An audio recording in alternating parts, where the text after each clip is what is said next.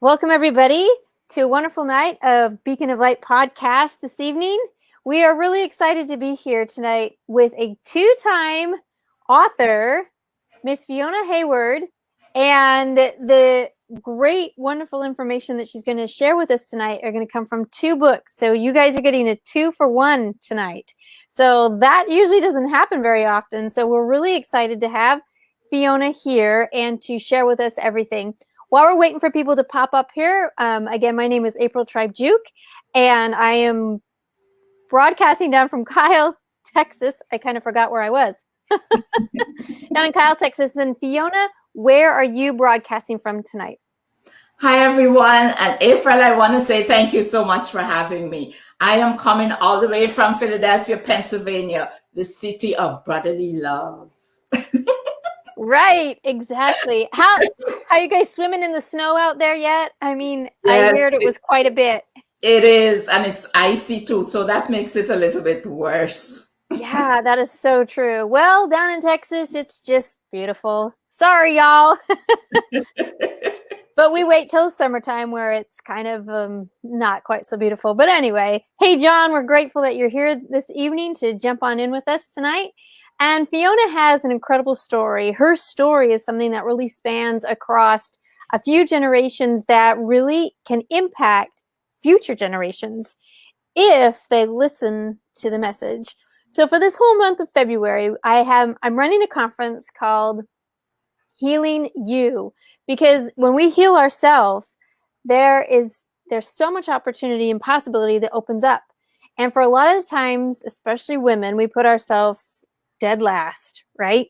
And we have to reverse and change that and understand that one of the most important relationships we can heal is the one within ourselves. And that usually means we are healing with someone that is of a higher nature, which I believe to be our Heavenly Father. So, Fiona, we are grateful for you again to be here. So why don't you share with us a little bit about yourself, and then we're going to jump into these two books. And again, you guys get a 2-for-1 this evening. Pop in there, let us know your comments, where you're coming in from, and let's go for it. Thank you, April. Actually, I'm an author, speaker, and life coach. When I'm not following my passion, which is daring dropouts to be dream makers and challenging victims of abuse to rise above their circumstances, I'm working for the federal government. Okay, looks like we've got lots of jobs and everything going on here, but I'm really excited about this passion and your purpose because, wow, it can really change those generations, right? Yeah. If you can get dropouts to start dreaming again, what happens? The thing is, sometimes, especially with victims of abuse, sometimes abuse starts so early in people's lives that even their education, they literally forget about or put it on hold.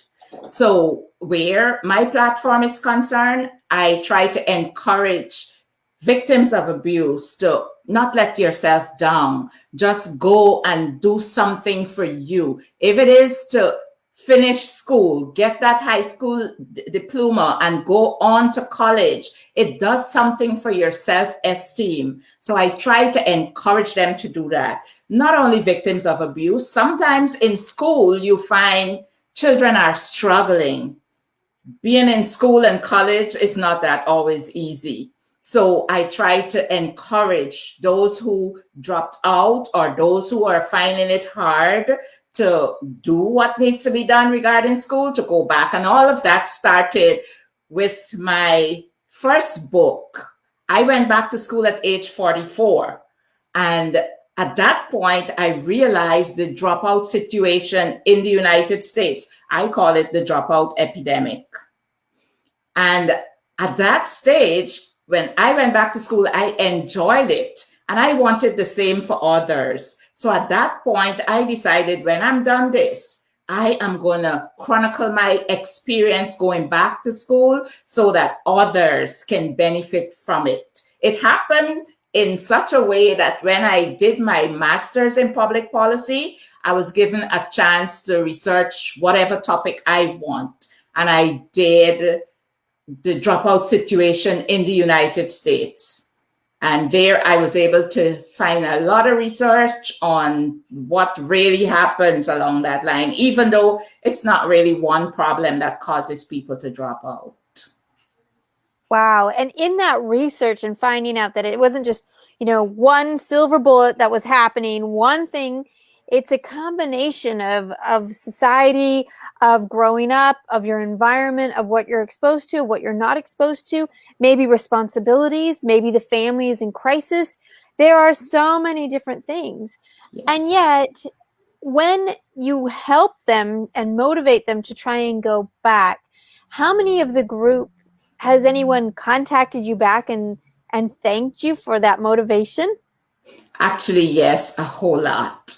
Quite a few people have listened to my advice. Quite a few people, when they read my book, they call me and they say, Fiona, this has changed my life. I had a professor, and I say had, one of my dearest professor when I went to Pierce College. And he was an attorney. He taught us legal studies. And when I was finished writing the book, I talked to him about it, and he said, I want to read it. I said, Professor, it's not for you. You already completed your education. You have a career in the legal field. He said, no, I want to read it. And when he was finished reading it, he said to me, Fiona, this is not only for students who drop out. It helped me because there were things I was shelving. And as a result of reading your book, I started picking those things up and getting them done. So not only students, but there's so many who said, yes, thank you for writing this book. Wow, a life-changing book. The impact that can happen is amazing. And what a timely book, even though it was written before this is your first book. Think about what's happening now with the challenges we have in school and in a virtual setting. As a current teacher right now, every day I have half of the classroom that is with me and the other half that's virtual. And I will say there are times where the computer screen, I just can't reach them like I can when they're in my classroom. And they're trying, and it is a challenge, and many of them have special needs. And with, you do everything you can, right, to get the attention, to have them keep joining. And when they look at you with that quizzical look of, but I still don't understand, it is tough. And I think the discouraging thing can happen. And I would hate to see any data that shows that from this pandemic, more and more are dropping out. I don't have any numbers. I don't have anything about that. I just wonder because of the intensity of what happens, because so many of us are used to learning more in a classroom setting. However, it might be the opposite is true, where sometimes when you take something for granted and then it's gone, when you get it back, you're more committed to not let it happen again. So again, I don't have any numbers and I'm not quoting anything. I just think it would be interesting to know. I just know my experience in my small classroom, what's happening right now. And it's tough. It is tough. Right. But I can tell you, April, only the other day, I had a very good friend, a young guy. We get to know him at church, and he was about 14 at that time. I kind of kept in touch with him, was a support for him because I wanted to see him finish high school. He did finish high school and he was supposed to be going on to college. Only the other day I spoke with him and I said, how is college going? He said, I'm not going to college. It made me, it did something to me. And I'm like, what?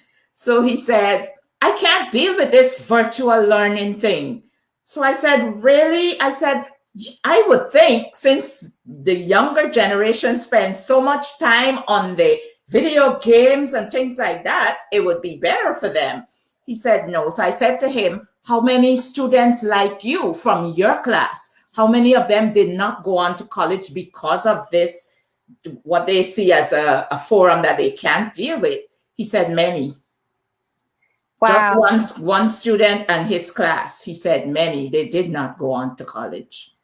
It is a challenge. There is something to be said in that social connection one-on-one. But, we just have to keep encouraging, and just like your good book. So maybe you'll get a whole new generations of readers, right? Maybe you'll be out there saying, hey, if you dropped out and had an opportunity to go to college, but because of the virtual online, you might be missing something. Here's the book. I want you to read through this and see if it can, change your life, right? Yeah. It's possible. Yes. It is possible. Well, I want to thank everybody who's here tonight. We've got Janie, we've got Chris Ann, we've got John. Thank you, everybody, for coming, for being a part of this. And you can see running down underneath on the ticker that we've got Fiona's website that you'll be able to contact her with if you have any questions that might pop up. And while you're here, as we're having our discussion, please put them down in the comment section so that we can pull them up and answer them here while we've got her live. So we've covered a little bit about I did it. Now, you mentioned you went back to school at age 44. Was that back to college, back to high school? What was it for you? It was back to, well, I came here with what we call CXCs, Caribbean Examination Council. So I didn't have to go back to high school.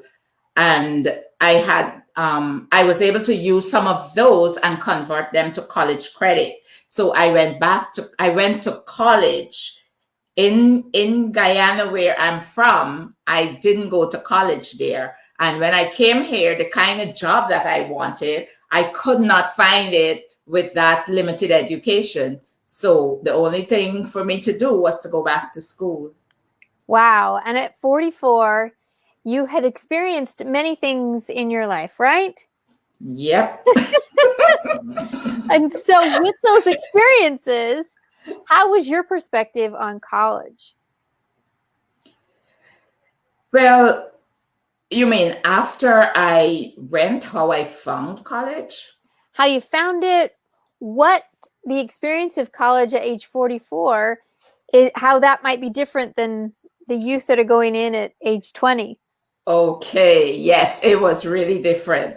The thing is, I realized that I was no longer 18, so I had to do what I needed to do and get it done quickly. So one thing I can tell you, I did not take breaks. Once I started, it was all through summer, it was through winter breaks. I just kept going. As a result, I completed my 4-year degree in three years and a couple of months. And then I went on to my master's. I took a year break and then went on to my master's. But what I found at Pierce College, I loved it because the community catered to both the young and the older ones like me. So it was really good. But when I got to Drexel to doing my master's, it was mainly young people. And there were times when I felt kind of out of place among them, but they were nice and I got through it. But I stayed focused on what I was there for, in spite of how people felt. Right. I think that's really key. No matter how other people, you might feel that they're viewing you as, it doesn't matter, because regardless of that, it's up to you to finish. It's up to you to want the dreams that you want. And if you have somebody else's thoughts or words or wonderings about you stop your progress, well, that in a way, you've just succumbed to their control. That's not even really there. But because of fear, we allow this control to just take us in. And that's not what we want. I mean, with the stories that you've shared about, picking yourself up, going to college, knowing that if you wanted to better your career, these next steps needed to happen, and going for it is very inspiring. And I hope that it's helping many, many tonight. You are welcome. You're welcome. So with your second book, River Never Smooth, share with us about that. I can tell you how I came to start writing it. After escaping alive from 3 toxic relationships, I felt the need to tell my story, but I was embarrassed because I didn't want people to know what I suffered at the hands of men who claimed to love me. But I found an easy fix. I told myself I will write my story as fiction. That way, nobody will associate it with me. But I wrote it and things got in the way and I shelved it for many years. But for the most part, anything on domestic violence disturbed me. It really disturbed me. And I kept feeling the need to do something to help those who are experiencing that nightmare. And so in writing this and having that motivation and drive to, because of the image, the stories, the things that are really disturbing, how now do you offer this opportunity through reading this book? Do you share the lessons that you learned? Is it just the story of the 3 relationships? Tell us a little bit more about how this book is laid out. Actually, well, it is my memoir, as you heard, and it shows in it how I mistook abuse for love and its consequences. However, in writing it, I catered to the needs of victims of abuse because I wanted to help people. So even though my story is in there, I also have information like call outs when I did something really wrong or really stupid. I pointed it out, did call outs, and told people, my readers, how to get help in this situation, what to do if you find yourself in this situation, or explain to them that you shouldn't allow this to happen. So it's like that throughout the book. And in it, I told people, I showed them how to identify abuse, how to deal with it, how to know when to move on, how to find healing and live a life free of regrets. It has so much in it. That is incredible. The healing part, how did that come about? Did it come as you were writing this story? Because you said that several times you wanted to shelve it and like, whoa, that's too hard. How did healing come about for you? Healing came about for me through God's goodness, grace, and mercy. It's only as a result of him that I'm still clothed in my right mind. Oh, I can hear you. I can hear you on that because you feel like you are going crazy. The insanity of all of it just piles and piles and piles upon you till you think, I think that was the last straw. I think this reality, there's no way this can really be happening. You just lose so much in that. Yeah. And so I am so glad to hear that you had God, the mercy, the grace to help you overcome these things. That's incredible. The It's good very thing good. about it is that one author says it well, Kerry Oberbrunner. He says, your pain can become your platform. But prior to hearing that, I learned that my trials can emerge to my testimonies. So I've lived it. That's right. That's right. You have lived it, overcome, and now are sharing with others how to overcome for themselves and in such a way that seems to be really connecting. So today, as you're selling these books and you've got everyone can see right down there, you've got the message, you've got the names of the book, we've got her website right there, and we'll put down in the comments after the connection, like on Amazon, so that you can get that book and see. And if you have anyone that you know that are in abuse that maybe something could really help and give them support, or family members, friends who have someone that's in, and the family members and friends need to gain a perspective, again, another opportunity for them to be able to do that. And really, the investment in a book is pretty cheap if you compare it to counseling, if you compare it to a whole bunch of different kinds of coaching, right? I mean, a $20 book that can give you the perspective that can change and shift your life. Now, that is an awesome investment, I'll just say. Yes. So, Fiona, what is something that you want to share with our audience tonight that we haven't quite touched on yet? I the premise of my book is the simple truth is that for people to find healing from abuse, they must identify the source of the problem, accept empowerment, believe in themselves, and rise above their circumstances by thinking strategically and taking action. A lot of times people know what the problem is, they know what to do, but to take action is the part that a lot of, especially victims of abuse, they don't do. That's right. That's right. That action plan, it's fearful, right? Even though it's not healthy, even though it's toxic, they're used to it. It becomes the habit. And going into something completely new, well, that's a lot of fear.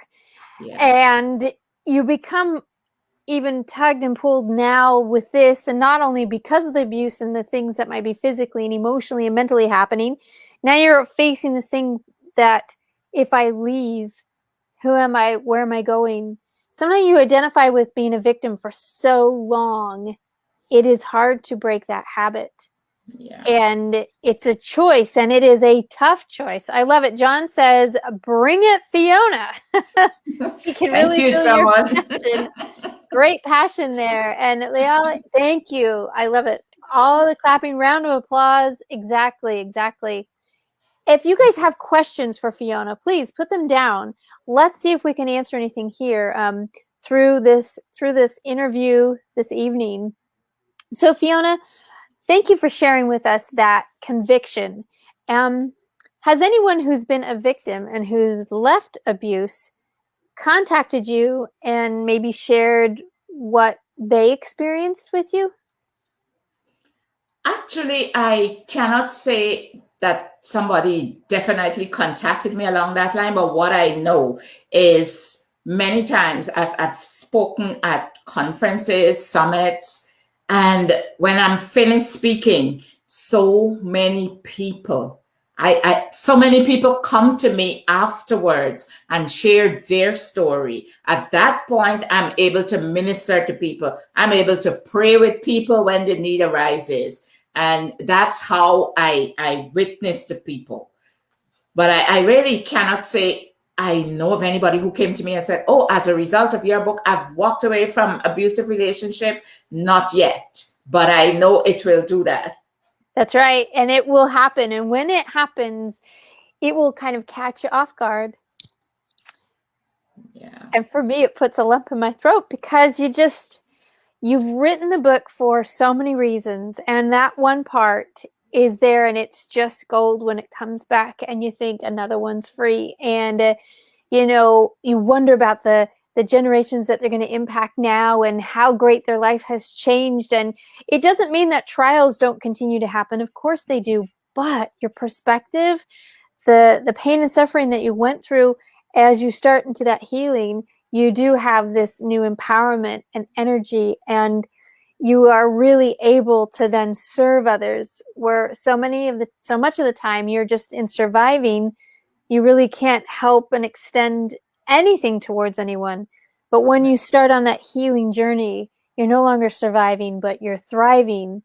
And maybe if you've learned all the way through how forgiveness works, you then become that victor. And that is amazing. It's a beautiful thing. Yes, April. And that has what caused me to be able to build an online course where I placed a lot of information that can help victims of abuse and even abusers on their way to recovery. And domestic violence is a hard topic. It's difficult to deal with, but I did it in video form where I have B-rolls, and it just makes people want to do it, want to see what's going on. So I would encourage people, go on. I have it on my own website, as you can see at the bottom of the screen. I have it on udemy.com, and it's on skillsuccess.com also. Excellent. It's called The Pandemic Within a Pandemic. We know domestic violence is a pandemic, within this pandemic that is current right now. It's the tagline is breaking the silence of abuse and survival strategies for your relationship during COVID-19 and beyond. Excellent. This is really timely for so many right now, because if you can imagine being stuck in abuse all day with no outlet of him going to work or you going to work, and if you have children, of them all being home too. We know that it's increased and the challenges are huge. So I really encourage anyone who's out there who has friends, family members, coworkers that you know somebody who might be in an abusive situation, to send them the information from Fiona. I too have a course called the Supporters Toolkit, which is created for family members, for coworkers, for anyone that wants to know how to become a supporter, how to show empathy, how to help them in their exit planning, being that first responders, because it takes a network. Yes. No woman can leave by themselves. No man can leave by themselves. No victim can do it alone. You have to have a network. So if any of this has moved you, touched you at all, please know that we're here. We will reach out to you. We can send you the information, because we're talking about lives here, right? Yeah. This isn't just, oh, well, I'll get to it next year. This is a matter of life and death in some situations. Yeah. So just like Fiona said, that she is here alive. I thought that was very impactful when she said that. To have made it through 3 toxic relationships alive, that can kind of show you how intense this can be. So thank you, Fiona, for being brave, for coming out here and for doing this and reclaiming your power after abuse. And then following that up with going to college and, never quitting. I mean, Fiona's got it right here. She is bringing it. With God's grace and mercy, I'm thankful. I'm really thankful. It could have been otherwise. It's so true. So true. Some near misses are just too close. That's right. Yeah. Well, Fiona, you have the last part of the word tonight, and kind of close us out with something that you want to leave us all with an impact.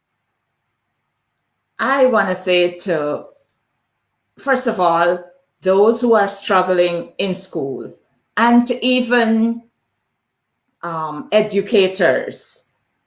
At this point in time, our children may seem as if all is well, but they need help. Motivation in some way always helps. So don't forget to contact me, contact anybody else who are doing these kind of things, and get help for your students. To victims of abuse, I want to say, you need to break the silence, and you can get help. You are not alone. I was embarrassed. I wrote my book in fiction first, but eventually I found healing, and God gave me that strength to move on so that I can help others who are experiencing that nightmare. So just take that first step, reach out for help. If it's via a counselor, if it's via coaching, if it's via reading the book, any book on domestic violence and abuse. April has pinpoints of light that points you to how that light can help you to get out of what you're in. So do something for yourself. Take that first step of faith and move on. That's right. Take those first steps of faith and move forward. Well, with that, thank you, everybody. Fiona, you have been a beautiful guest. Thank you, April. You are so welcome. Your message is very timely, and I pray that people listened and felt it tonight, as I did, and so many. Thank you, all of our guests who popped in here and who shared with us this evening. So, Fiona, one last thing. Where are other places we can contact you at? You can contact me via my website, and it's at the bottom, www.fionaharewood.com. Also by my email, it's my last name, harewoodfiona@gmail.com. And Facebook platforms. Excellent. So you've got all the information there. There's no excuses, people. Let's connect and help Fiona's message reach out there, because it is a matter of life and possible death. Be encouraged, be motivated, be that beacon of light, everybody. We'll see ya. Thanks, April. Bye. Bye, everyone. Thank you.